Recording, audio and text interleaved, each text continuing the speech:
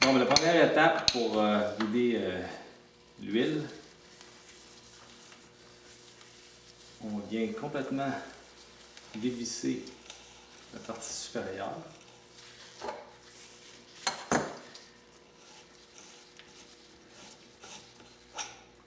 On fait glisser cette partie-là. On prend notre fourche, on la vide à l'envers. Regardez la couleur de l'huile. Ça, c'est une huile qui avait environ 25 heures d'usure. Ça, c'est juste les bolts là, qui étaient sur le caliper. Donc, on fait ça comme ça.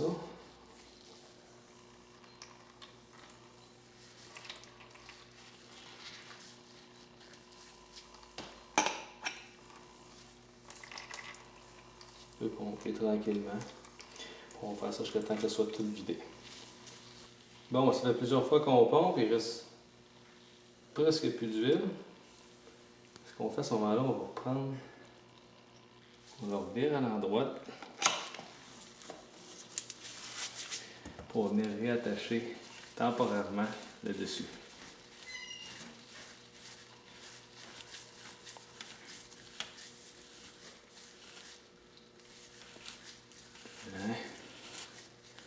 Comme ça. Fait que là, on prend la fourche, on va la virer à l'envers. En dessous, on va retrouver le setting pour le rebound. Avant de travailler, on va venir le mettre au minimum.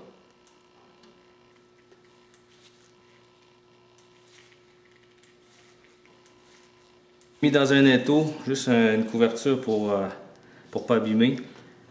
J'ai serré la partie où l'axe passe.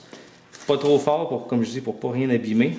Mais après ça, on va être capable de venir dévisser ça avec le gun. Encore une fois, ça se fait manuellement, c'est un peu difficile, mais avec ça, ça va bien y aller doucement. Hein?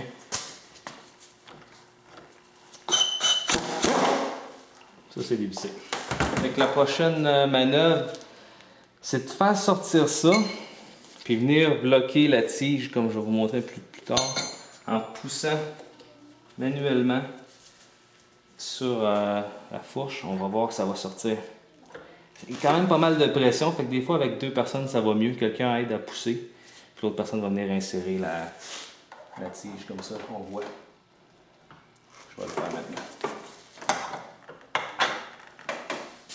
Fait que là on a inséré l'outil qui empêche ce morceau-là de retourner à l'intérieur de la fourche.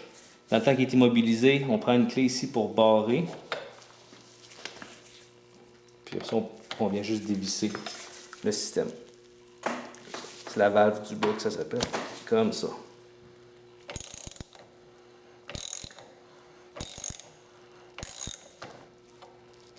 Hein? Ça c'est dévissé. On continue manuellement. Vas-y par le dessus.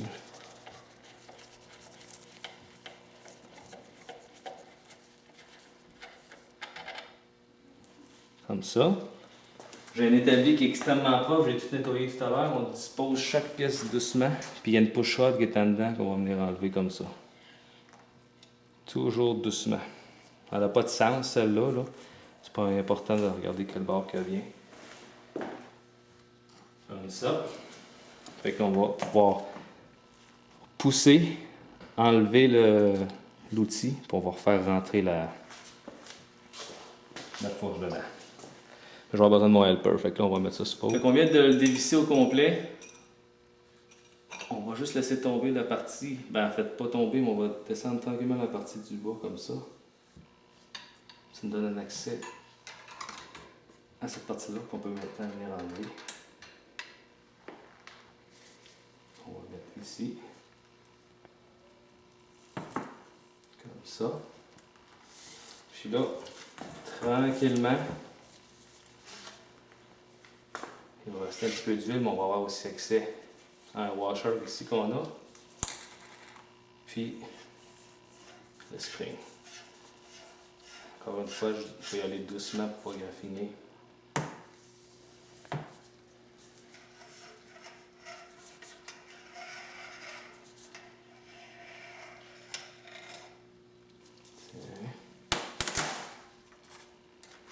Fait que là, il ne reste plus rien à l'intérieur.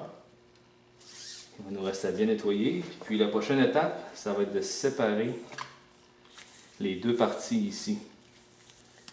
La partie haute et la partie inférieure de la fourche. Mais avant, il faut venir faire quelques petites étapes qu'on va faire tout de suite. Première chose qu'il faut enlever, c'est le dust seal. Ça, vous devez le faire, j'imagine, assez souvent parce qu'il faut les lubrifier avec de la graisse.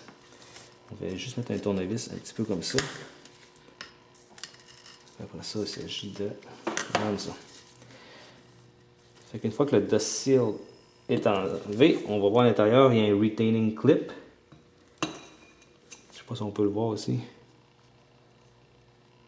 C'est important d'enlever ça avant d'essayer de séparer les deux morceaux. Fait que ça, on peut y aller avec un petit tournevis. Puis c'est juste d'aller chercher la clip pour l'enlever. Là, elle s'en vient, là. Tiens.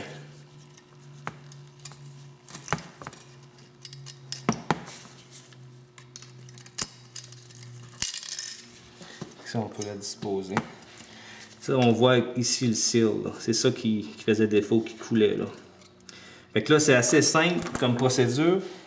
Une fois qu'on a enlevé le dust seal puis la clip, le retaining clip, c'est de prendre les deux morceaux puis tirer comme ça jusqu'à temps que ça s'écarte.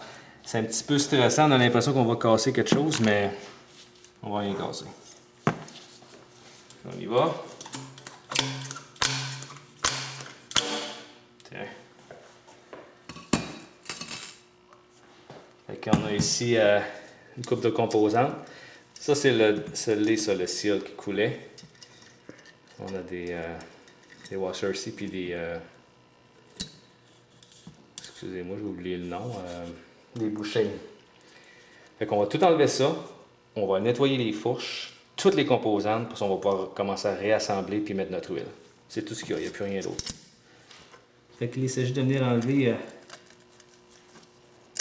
chaque morceau un par un, se souvenir dans l'ordre dans lequel il était. Ça, il y a un petit contour ici, bien coupant, là puis là. C'est ça que des fois qu'il faut venir, mettons, mettre un tape ou quelque chose avant d'insérer le seal, sinon on va le percer dès l'installation. Ça fait que moi je les mets toutes dans l'ordre qui sortent comme ça. Aussi, regardez de quel bord le seal est installé.